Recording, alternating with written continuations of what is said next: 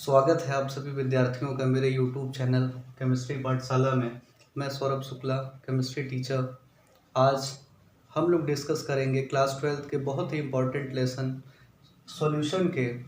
जैसा आप सभी को पता है, जब हम क्वेश्चन पेपर बोर्ड की बात करते हैं, बोर्ड स्टडीज़ की जब भी बात होती है, तो फिजिकल केमिस्ट्री में आपके टोटल 5 लेसन्स आते हैं। पहला सॉलिड स्टेट, दूसरा सॉल्यूशन, तीसरा इलेक्ट्रोकेमिस्ट्री, चौथा आपका केमिकल काइनेटिक्स और पांचवा आपका सरफेस केमिस्ट्री।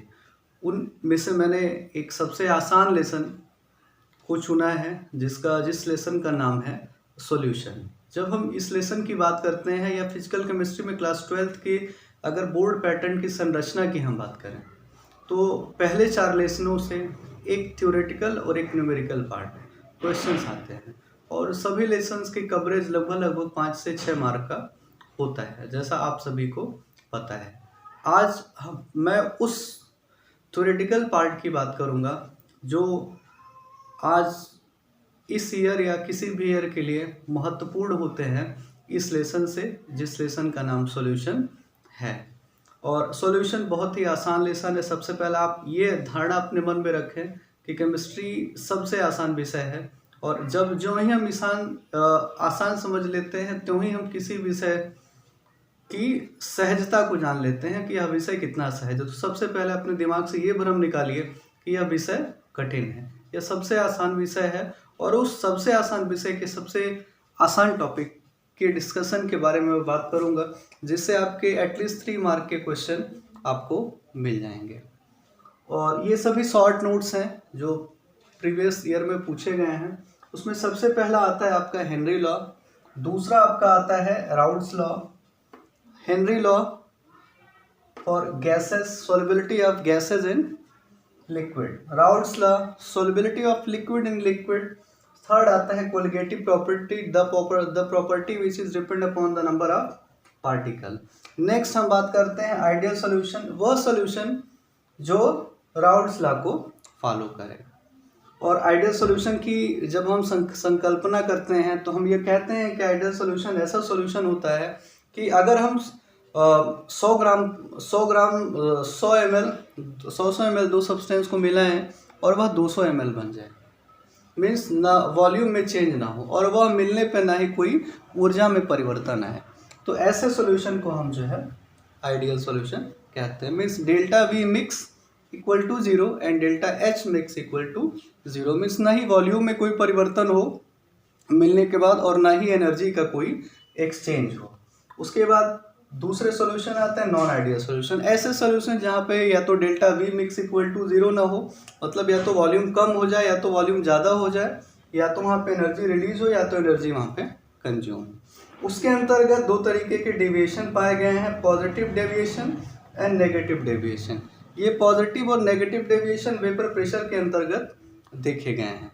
जब वॉल्यूम इंक्रीज कर जाता है तो वेपर प्रेशर इंक्रीज कर जाता है, और ऐसे मॉलिक्यूल जिसमें आपस में कोई इंटरेक्शन ना हो, हम ऐड कर दें तो वॉल्यूम वहाँ पे इंक्रीज कर। दूसरा नेगेटिव डेविएशन, जहाँ पे कुछ न कुछ मात्रा में आपस में बॉन्डिंग बनी हो और उससे वॉल्यूम क्या हो, कम हो जाए, वॉल्यूम कम हो जाए और वेपर प्रेशर उस सब्सटेंस का कम हो जाए उस सॉल्यूशन का। नेक्स्ट टर्म आता है आपका मोलैलिटी। आपने देख लिया molality number of mole present in solvent in पर केजी।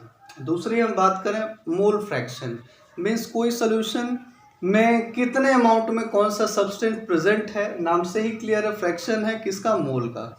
मीन्स कितने मोल किस सब्सटेंस के प्रेजेंट हैं और इसको हम एक्स से रिप्रेजेंट करते हैं और ये यूनिटलेस क्वांटिटी होती है।